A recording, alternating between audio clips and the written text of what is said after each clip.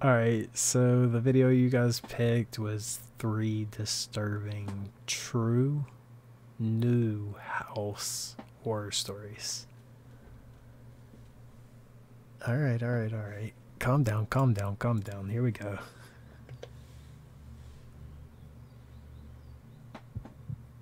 Story 1 by My wife RD. Cheryl and I have been together for 10 years. We got married 2 years ago.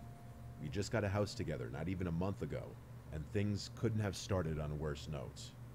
We moved to a small inland town of Georgia called Waycross. That's all the details I'm giving though, to avoid any more possible issues. We're on a quiet street with a big property that sits in front of a medium-sized patch of woods, which was one of the factors that really appealed to my wife and I. We plan to adopt a dog and raise kids here, so we wanted a big property for the dog and kids to play around on. We both work similar shifts. I get home around 5 and she gets home around 6 most of the time. The first 2 nights in the Pretty house went solid. completely normal. It was the weekend, so we spent our entire days unpacking. It wasn't until Monday night, when we were both in bed, only having turned the lights out maybe 20 minutes ago, that outside from the backyard, there was the sound of this blasting music. Our nearest neighbors on either side were spaced out enough where we couldn't mistake music from their yards being in our yard. It was definitely in our backyard, and it wasn't party music or anything like that. It sounded like very old, staticky, vintage music. The windows were shut, so after my wife and I exchanged horrified glances at each other and wondered where the music could be coming from, I opened my window on my side of the bed, and it was much clearer. There was some song that sounded like it was from the 1940s or something blasting. I later found out after looking up the lyrics that the song name was Who's Afraid of the Big Bad Wolf by Henry Hall. It has a slight eerie vibe to it for some reason, even though it was meant to be a happy song. But at the time of listening Interesting. to it coming from our backyard, it was nothing but downright horrifying. We were still learning the house, but we figured there must be a backyard light switch downstairs. I ran downstairs to the back door and flicked the light switches next to the door, and one of them turned on the backyard lights. I didn't see anyone in the backyard. I opened the door, and the music was louder, obviously, but as I walked out into the grass, I realized it wasn't coming from the backyard, rather from the woods. The song played to completion as I was outside in the yard just standing there looking around. When the song ended, there was silence again. It seemed like someone must have been playing some stupid housewarming prank, but it wasn't appreciated. I went back to my wife and told her it was probably just some kids trying to scare the new ones in town for whatever reason. Hearing myself even say that, I realized how stupid and weird it sounded. Why would anyone do that? The next night, it happened again. A few minutes after we turned out the lights in the bedroom, music from outside started blasting. This time much louder, and the song playing was that song everyone's heard, Tiptoe Through the Tulips.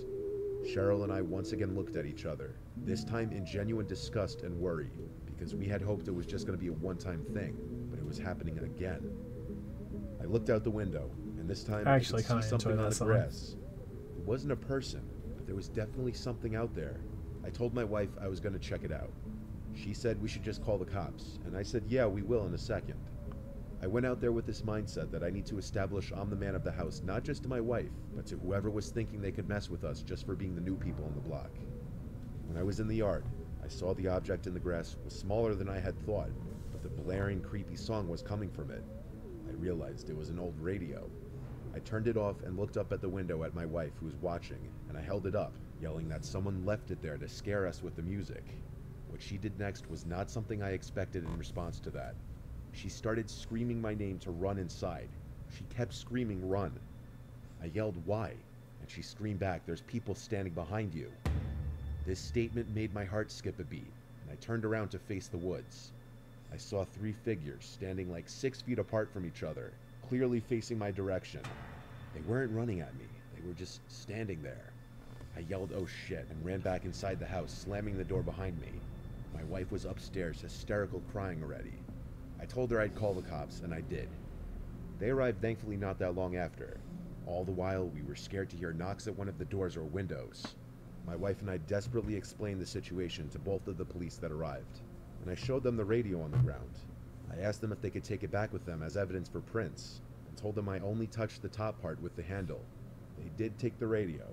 They also checked the front of the woods with their flashlights for a few minutes, probably just as a deterrent to the people in the woods to stop their behavior if they were still there. When the police left, honestly, we went right back to feeling vulnerable and scared. But thank Christ the people never returned. This was only a few weeks ago, though. God forbid they came back, I'd try to get it on video. That is absolutely insane. I have no idea what I would do in that situation. Like, you just bought a new house, you go to lay down in bed at night, and you just got music coming from outside because there's 3 people who are apparently coming with the radio and playing music. After going from living with my parents for 28 years to buying my first house, I'll admit it was a bit of a shock to adjust to. This was July of 2022, so very recently that I moved in. My house is a 30-minute drive from my parents' house, so we're not that far away.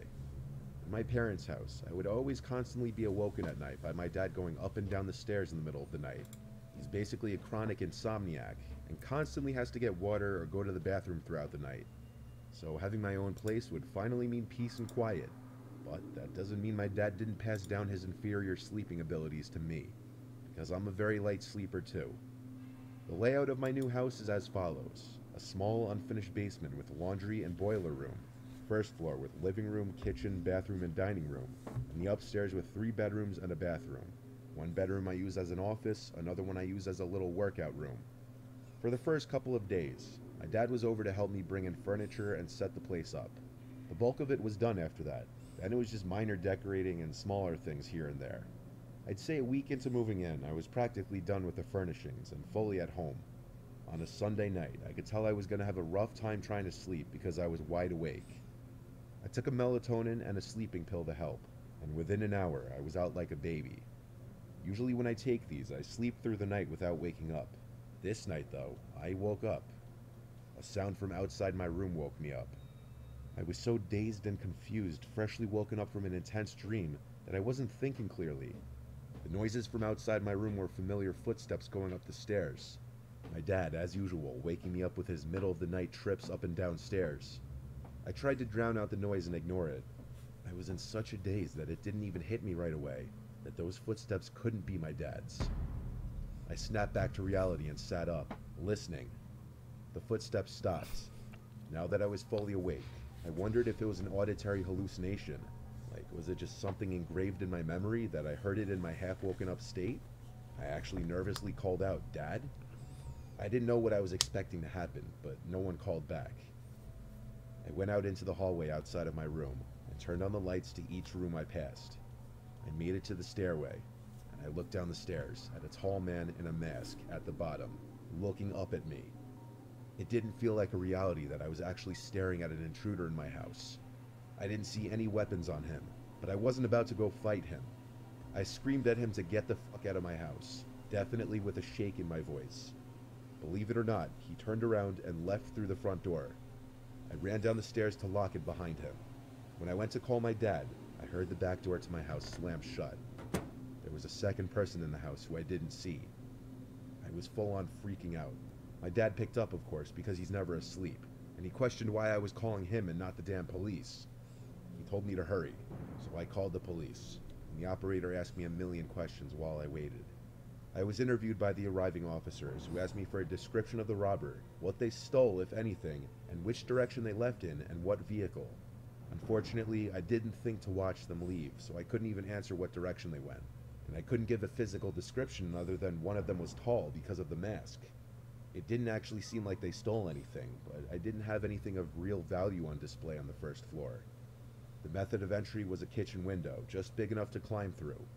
Experiencing a home invasion is something you always hear about on the news, but never assume it would actually happen to you, much less right after you move into your first house. I wish I could have been more help to the police in identifying them. Now, I sleep with a knife next to my bed. Pretty similar to what a lot of people in the U.S. sleep with next to them. When I bought my current house that I'm living in, right away my next door neighbors knocked on the door and introduced themselves. They were both as kind as could be on both sides. My house is waterfront on a canal. I wanted a waterfront house because I have a boat, so it was a no-brainer to have the convenience of keeping my boat in the water in my backyard. A house on a canal, though, means sacrificing privacy in the backyard, as the house across the canal from me looks right into my yard. From the start, even when I went to view this house for the first time, I wasn't the biggest fan of the house across the canal. It just looks like it hasn't been taken the best care of, and it's kind of an eyesore when I'm sitting in the backyard. For almost 2 weeks after moving in, I'd look out my window before bed every night to the house across the canal to always see the lights out. The house was always pitch black. I wondered if maybe it was a second home for whoever owned it. But then one night, things changed. On the same day that my brother helped me launch my boat into the water and bring it to my dock in the yard, just as I was about to shut the blinds in my bedroom, I looked across the canal again, and tonight there was one light on in the house across the canal. And in that room, which looked to be a living room by the back door, there was a man standing there looking outside. So there was someone living there after all. The man was in sweatpants and a long-sleeved shirt. He looked like he had a full head of grayish hair. Based on appearance from that distance, he looked like he could be 50 on the dot. It seemed like he could have been looking at my windows. But then again, the more likely explanation was he was just looking out into the yard thinking, even though it was pitch black out there. I closed my windows and went about the rest of my night. The next day after work, I got home and set my stuff on the kitchen table, then went outside to the backyard to plant some grass seed in the yard. I couldn't help but look and notice the man standing at his back door again. This time I knew he was watching me. It was obvious. We made extended eye contact, then I looked away. I didn't want to wave, that would be weird. I tried to just pretend I didn't notice him still there looking at me. It's as if I was doing something wrong being in my own backyard. One day I had my friends over to take the boat out, and both when we were leaving and coming back, I didn't see the man at his door. I had only seen him twice so far, but already I was paranoid whenever I was outside, and always looked across the canal at his door. A few nights later, I looked out my window in my bedroom again. He was at his door again. I wondered how long he would just stand there. It was so bizarre. I turned off my lamp, and then kind of stood just beside the window peering my head out, to see if he'd keep standing there even after I would turn the light out. And he did. I must have stood watching for 3 minutes, and he wouldn't move. I shut my blinds and continued with my night. I told myself from here on out I'd just ignore it and keep my blinds shut past sunset.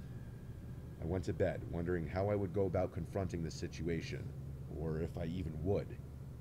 I considered maybe just going out to the dock and waving, or trying to talk to him, or even going to knock on his door to introduce myself, but that sounded stressful.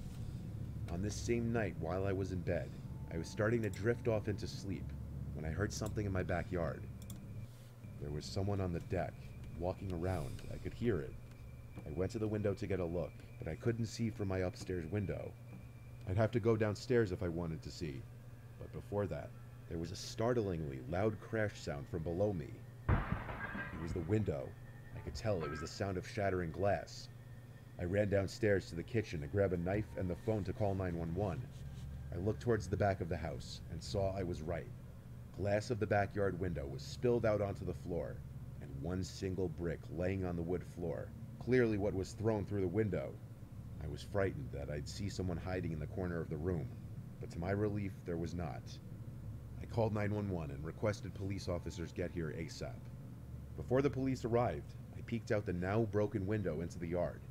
I turned on the back deck light. Whoever did this clearly already ran for it, but that was good. At least they didn't come into the house. When the police officers arrived at my house, I showed them the window and brick, and told them that it was most definitely the guy across the canal who'd been eyeballing me through his windows since I moved in. They asked if he had any reason to have any issue with me, and I said no chance in hell. I didn't even know the guy. I asked them to please go to his house and arrest him. They said they'd go over and knock on the door. So when another police car came to my house, the first 2 officers went to drive over to the house, and when they came back about 20 minutes later, they said nobody lived in that home. A neighbor told the police when he saw them outside that the house had been foreclosed on months ago, and the old tenant was evicted a while ago. I know nothing about foreclosures, so I asked the cops if maybe it was someone from the bank that foreclosed on the house. They said their guess is as good as mine. They recommended I install some cameras outside of my house in case the harassment continued. The police left one of their cars parked in front of my house, I guess to make me feel safer with my window being busted open now. The next morning, I woke up early and went over to that house, and I tried opening the front door and then the back door. The front door was locked, but the back door was unlocked. I quietly opened the door and took 2 steps inside of the dark, creepily empty house, and I heard something from upstairs. I noped out of there and ran back to my house. The police car was still outside my house. That day, I had my window fixed and pretty soon installed doorbell cameras in the front and back of my house. I haven't seen that man in the house again. I still don't know if he's still in there, who he is, if he's the one who threw the brick through my window, or why. That's kind of Knock on creepy. wood, things have been fine ever since. That's a pretty good video. Pretty good video. I enjoyed that. Did you guys like that? Was that fun for you? Yeah. Alright guys, that's all for me tonight. I'll see you in the next one.